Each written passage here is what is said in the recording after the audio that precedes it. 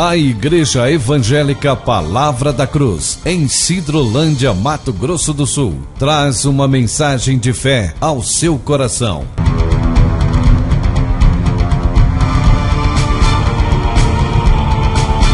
E conhecereis a verdade, e a verdade vos libertará.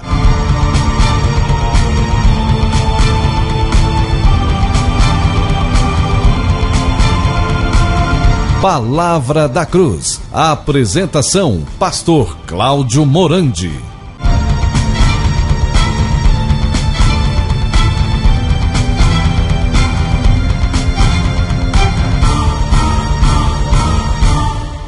Olá, prezado ouvinte, é com grande alegria que nós estamos aqui para apresentar mais um programa, A Mensagem da Cruz, programa da Igreja Evangélica Palavra da Cruz, que tem o seu templo situado à Rua Acre, esquina com Paraná.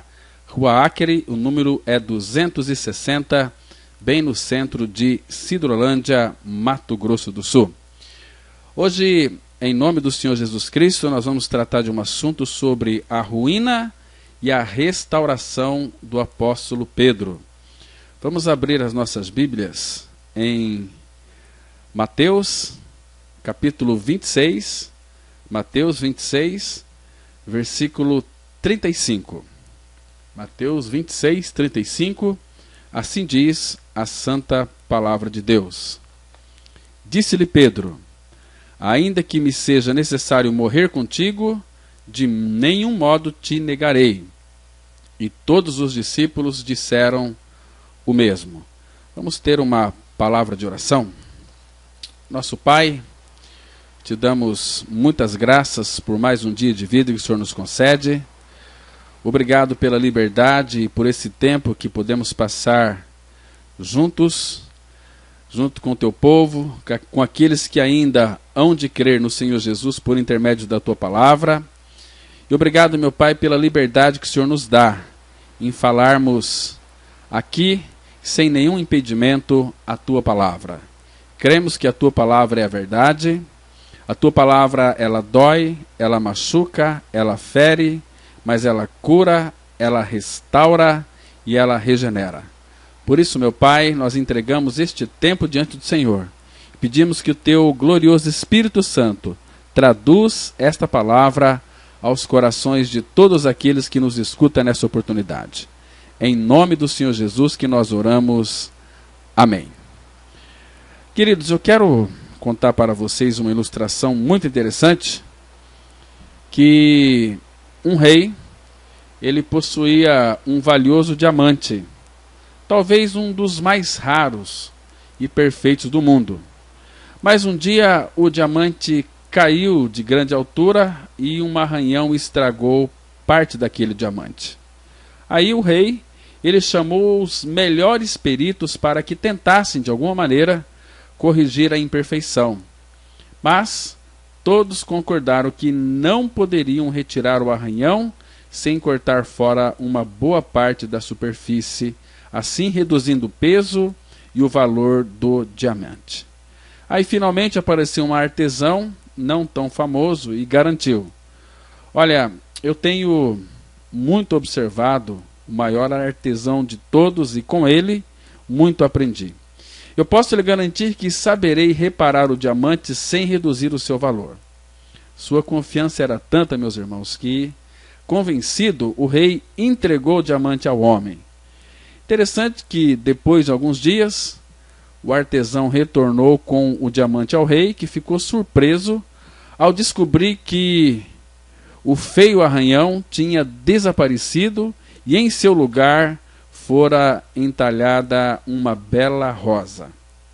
O arranhão anterior tinha se tornado o talo de uma grande flor. O rei, empolgado, falou àquele artesão: que belo trabalho, meu amigo, mas que ótima ideia! Diga-me quem é este grande artesão que é o seu mestre. Aí aquele artesão bem simples respondeu: meu rei, Deus, o artesão da vida. Deus está sempre, se permitirmos, transformando nossos arranhões em algo de belo, como eu fiz com esta diamante. Queridos, aqui o discurso de Pedro é perfeito e impressionante. Ainda que me seja necessário morrer contigo, de nenhum modo te negarei. Nós sabemos que o homem, por si mesmo, ele não tem condições de garantir absolutamente nada. Antes de Pedro tornar-se um apóstolo cheio do Espírito Santo, um pregador ungido e também um líder eficaz, ele revelou a sua fraqueza e Pedro chegou ao ponto de negar ao próprio Jesus. O apóstolo Pedro caiu, suas lágrimas foram amargas, mas a sua restauração foi plena e também foi completa. Irmãos e irmãs do programa Mensagem da Cruz, a queda de Pedro passou por alguns estágios que nós vamos analisar juntos nesta oportunidade, nesse estudo. O primeiro estágio que levou o apóstolo Pedro a negar a Cristo foi uma coisa chamada a sua autoconfiança.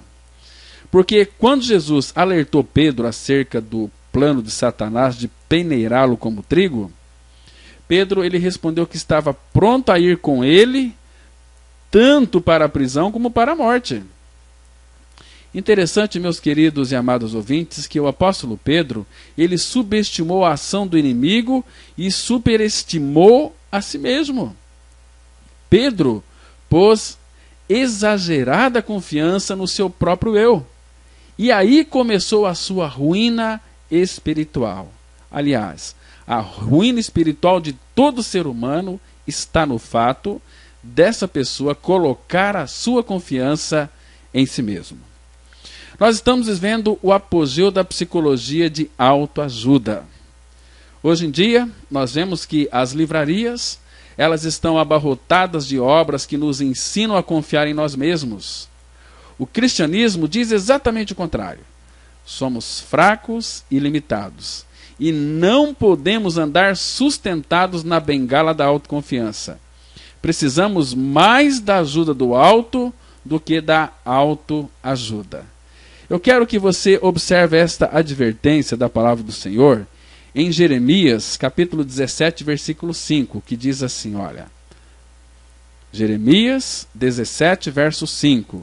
Assim diz o Senhor: maldito o homem que confia no homem, faz da carne mortal o seu braço e aparta o seu coração do Senhor. Tem muita gente que confia em amuletos, em toalhas ungidas, rosas, pata de coelho, mas a palavra fala que maldito é o homem que confia no homem. Tem um texto que eu gosto muito, que se encontra lá no livro de Provérbios, no capítulo 3, vocês podem acompanhar comigo, tomando as suas Bíblias, em Provérbios capítulo 3, os versículos 5 a 7, que diz assim: confia no Senhor de todo o teu coração, e não te estribes no teu próprio entendimento.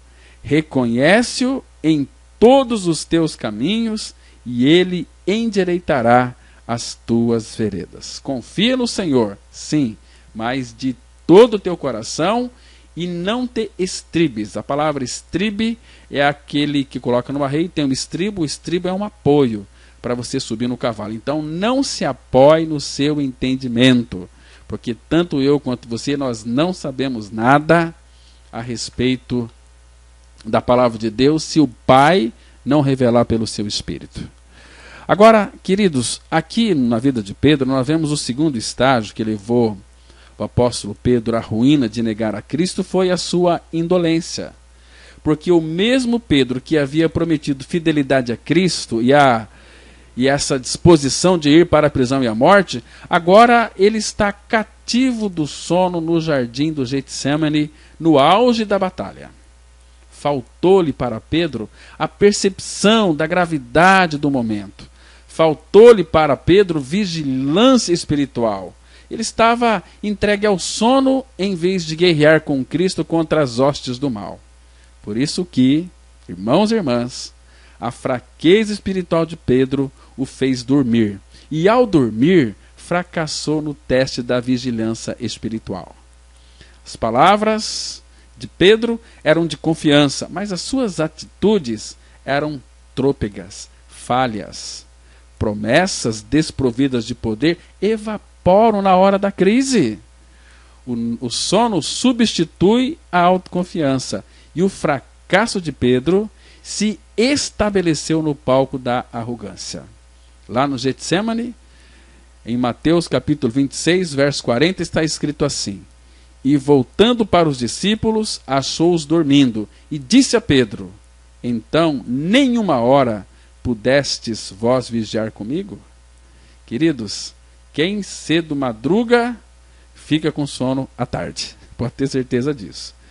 Tem gente que diz que acorda horrível e por isso levantam meio-dia, né?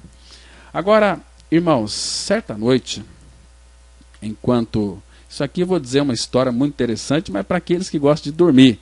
Tem gente que dorme até no culto. Diz aí que certa noite, enquanto o louvor acontecia, um dos irmãos cochilou no culto. Interessante que enquanto ele dormia, ele dava aquele cochilo, de repente a energia acabou e tudo ficou escuro. Mas os irmãos não se incomodaram e continuaram cantando normalmente. Mas pouco depois, quando todos cantavam no escuro, esse irmão que estava cochilando acordou. Ele achou estranho o fato de todos estarem cantando sem qualquer problema naquela escuridão. Aí sabe o que aconteceu? Ele ficou desesperado, então ele começou a gritar: Pastor, irmãos, orem por mim porque eu fiquei cego. Ele estava dormindo, a luz acabou, e ele entrou então em desespero. Queridos, quanta gente, a exemplo de Pedro, não está neste sono espiritual. Agora, um outro estágio que levou o apóstolo Pedro a negar a Cristo foi a sua precipitação, o seu ímpeto. Vocês se lembram que quando os soldados romanos, liderados por Judas Iscariotes e pelos principais sacerdotes, eles prenderam Jesus, Pedro sacou sua espada e cortou a orelha do servo do sumo sacerdote. Ele agiu sem pensar. Ele agiu levianamente, ele agiu precipitadamente. A palavra vai dizer que todo precipitado peca.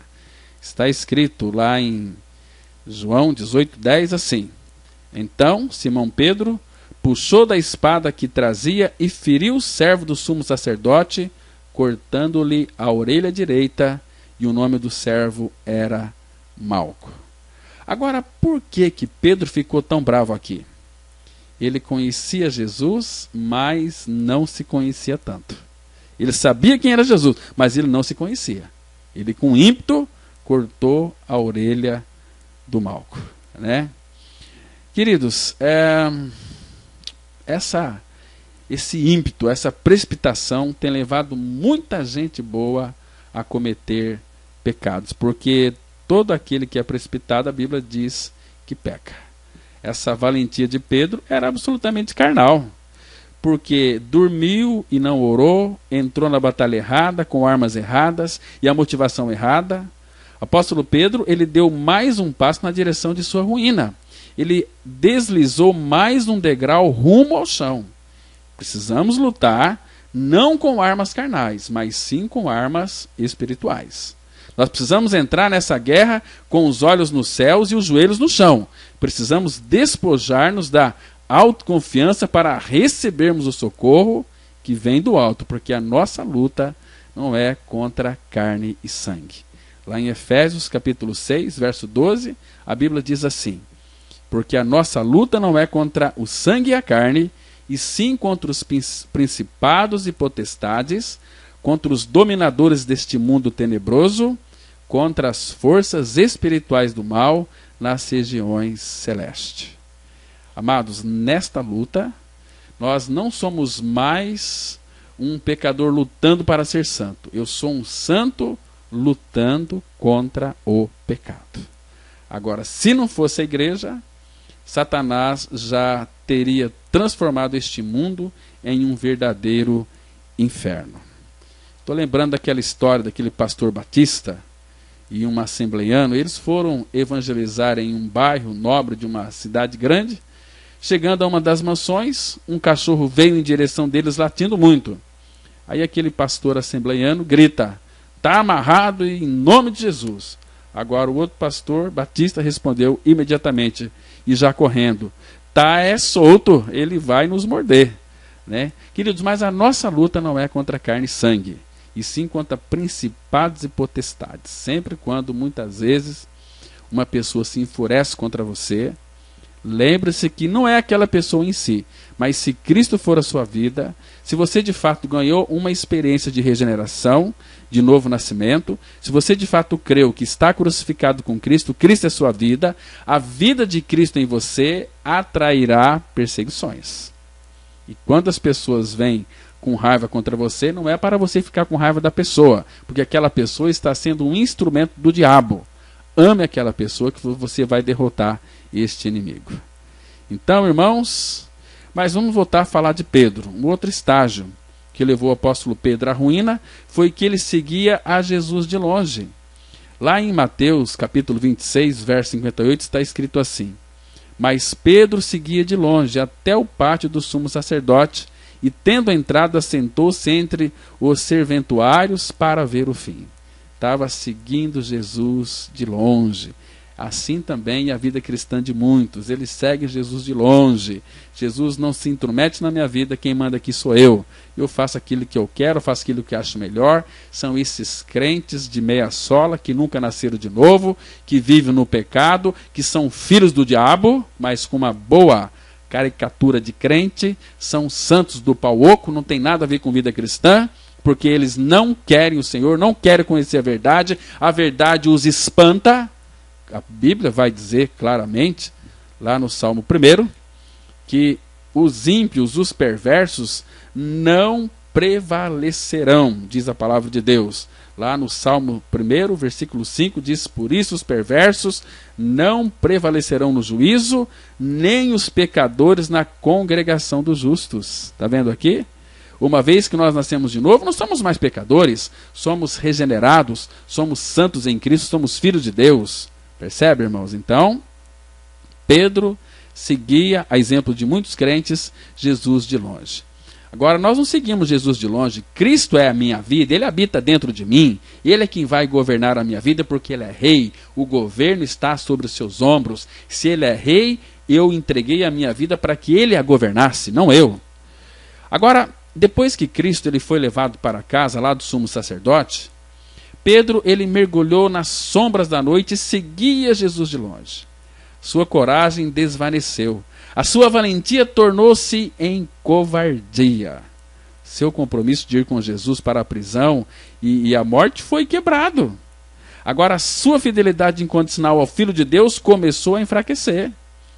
Não queria perder Jesus de vista, mas também não estava disposto a assumir os riscos de sua ligação com Ele. Ainda hoje, meus irmãos, há muitos crentes seguindo a Jesus de longe. Ainda guardam aí certo temor de Deus, mas ao mesmo tempo anestesiam a consciência vivendo em práticas erradas. Dizem-se aí seguidores de Cristo, mas seus pés estão fincados nas suas sendas sinuosas que desviam do caminho da verdade. Eles dizem aí amar a Deus, mas as suas atitudes e obras provam exatamente o contrário. Por isso que eu digo que são crentes de meia sola. Eles estão na igreja, sim, mas ao mesmo tempo estão no mundo. Frequentam os cultos, mas o coração está longe do Senhor. Então, amados, ao olharmos para a vida de Pedro, nós estamos diante do espelho. Porque muitas vezes somos como Pedro. Mostramos autoconfiança, não oramos, somos precipitados e seguimos a Jesus de longe. Mas graças a Deus, Ele não desiste de nós, assim como não desistiu de Pedro. Lembremos de uma coisa, que só de nós vem a nossa ruína. Agora só do Senhor a nossa restauração.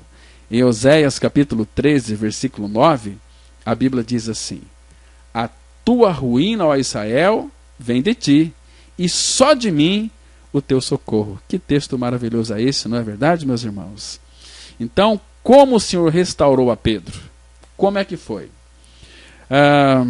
Algum tempo atrás eu recebi pela internet extrato de cartas reais para Deus, né, escritas por crianças.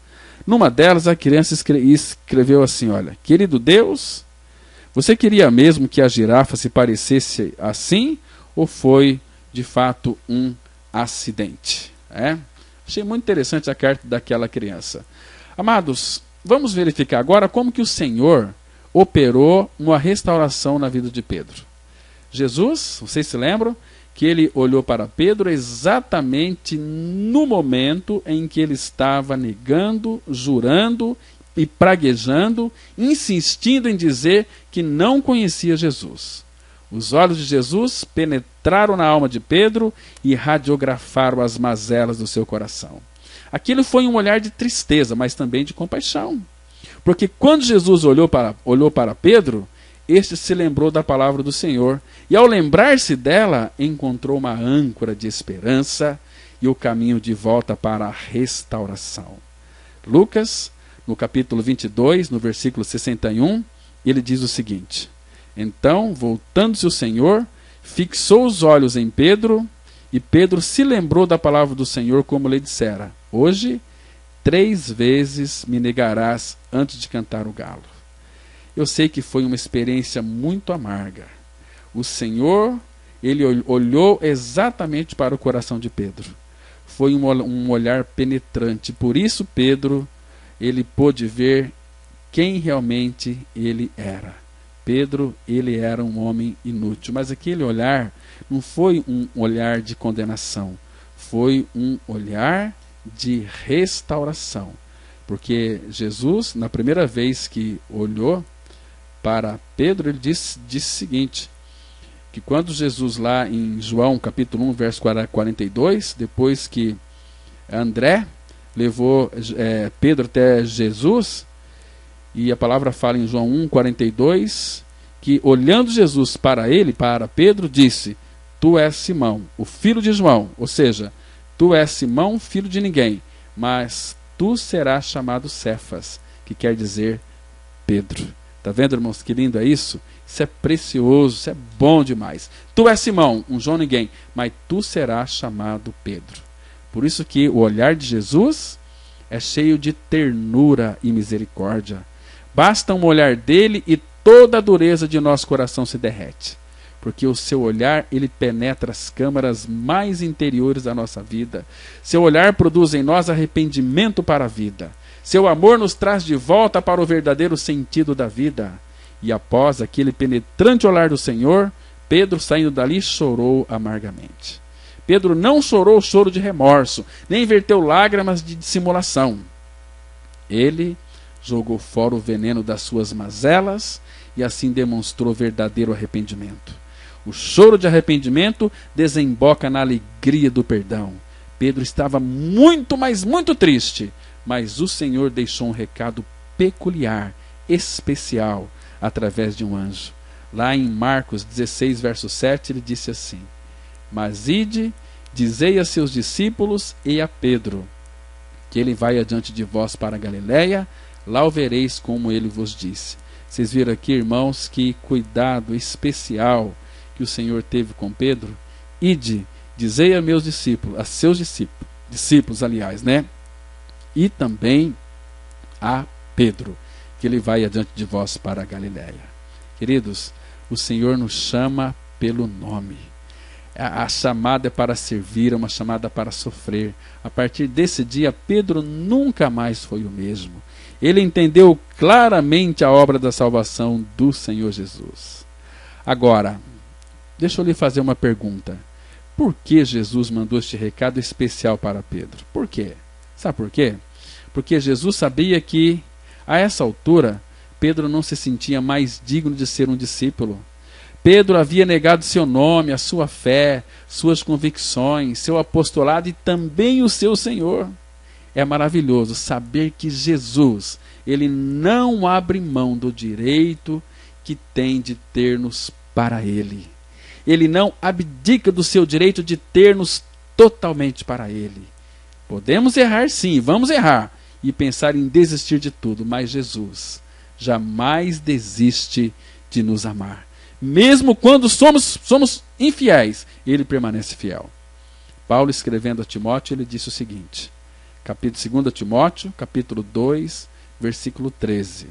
Se somos infiéis, ele permanece fiel, pois de maneira nenhuma pode negar-se a si mesmo. Isso é maravilhoso.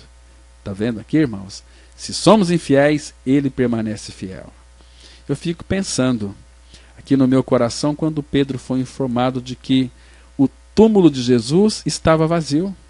Então Pedro correu e entrou ali no sepulcro e, ao ver os lençóis de linho, retirou-se para casa maravilhado do que havia acontecido.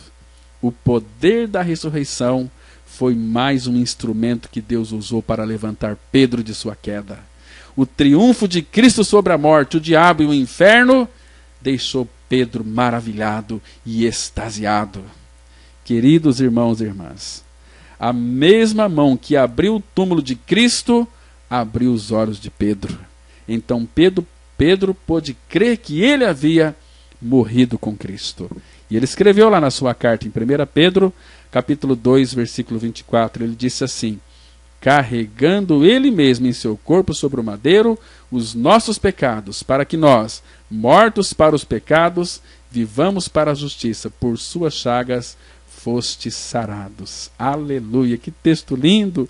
Carregando ele mesmo, não foi anjo, não foi querubim, não foi serafim, foi o próprio Senhor Jesus que carregou em seu corpo, sobre a cruz, sobre o madeiro, o meu e o seu pecado, para que eu e você, nós, mortos para os pecados, vivamos para a justiça, e por suas chagas, eu e você, nós fomos sarados. Irmãos, Jesus, ele é tão cuidadoso em seu amor que armou o mesmo cenário da queda de Pedro para restaurá-lo. O Evangelho de João só descreve 2 fogueiras. A primeira foi o palco da queda de Pedro, e a segunda, o cenário da sua restauração. Cristo queria curar as memórias amargas de Pedro.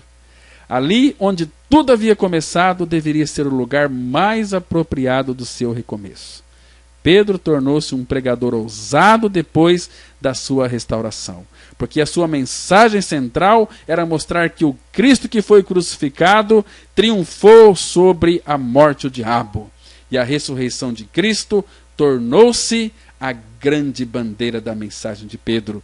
Ele escreveu em sua primeira carta, 1 Pedro capítulo 1, versículo 3, bendito Deus e Pai de nosso Senhor Jesus Cristo, que segundo a sua muita misericórdia, nos regenerou para uma viva esperança, mediante a ressurreição de Jesus Cristo dentre os mortos. Oh, queridos, eu quero gritar que nós vivemos uma vida de ressurreição.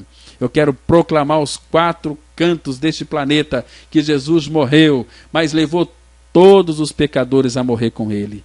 Pedro, ele é todo nascido em pecado. Ele era um Simão, filho de João, que quer dizer, Simão, filho de ninguém, mas ele seria chamado Cefas, que quer dizer Pedro. Oh, meus irmãos, como nós precisamos voltar-nos para a palavra de Deus e conhecer esse Jesus Cristo maravilhoso que operou uma profunda restauração na vida de Pedro, e ele quer operar na sua também. Basta você crer naquilo que ele fez em teu favor, consumando uma obra maravilhosa lá na cruz do Calvário, quando ele nos atraiu, nos incluiu na sua morte, nos crucificou, nos fez morrer, mas juntamente com ele nos ressuscitou e nos fez assentar nos lugares celestiais em Cristo Jesus. Este é o Evangelho para os cristãos, este é o Evangelho que traz santidade, traz vitória, traz vida. Amém? Queridos, que Deus te abençoe e que Deus revele essa verdade profunda ao seu coração. Bom dia para vocês, graça e paz. Se você se identificou com esta mensagem e quer saber mais sobre ela, ligue para o telefone 0 operadora 67 3272 4801 ou venha nos fazer uma visita na Rua Acre, número 260, no centro de Sidrolândia, Mato Grosso do Sul. Cultos toda quarta-feira às 19h30. Reunião de oração toda sexta-feira às 19h30. E aos domingos, cultos às 9h e às 19h30. Que o Deus da graça e misericórdia vos abençoe sempre. E até a próxima mensagem. Graça e paz.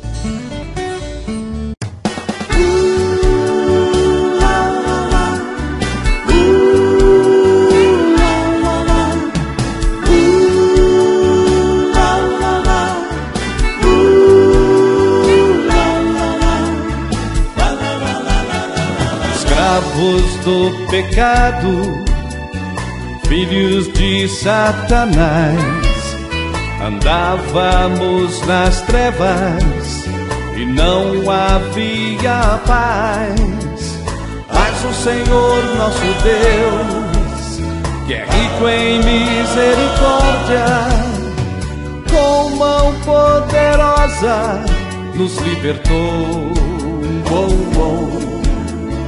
E em Jesus Cristo nos salvou, dando vida a quem acreditou, que atraído foi na cruz, no corpo santo de Jesus.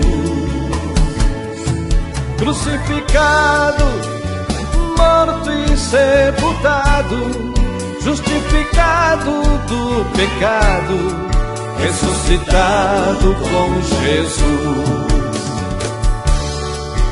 Nova vida temos em Jesus. Aleluia, Cristo vive em nós. Nova vida temos em Jesus. Aleluia, Cristo vive em nós.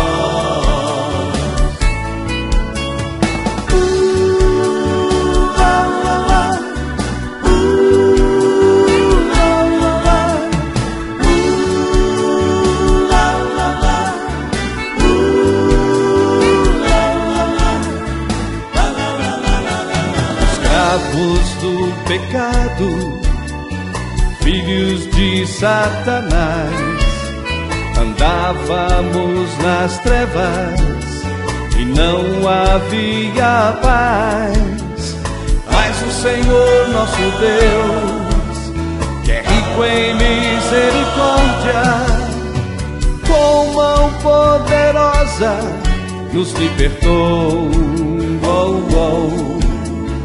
E em Jesus Cristo nos salvou, dando vida a quem acreditou, que atraído foi na cruz, no corpo santo de Jesus. Crucificado, morto e sepultado, justificado do pecado, ressuscitado com Jesus. Nova vida temos em Jesus. Aleluia, Cristo vive em nós. Nova vida temos em Jesus. Aleluia, Cristo vive em nós.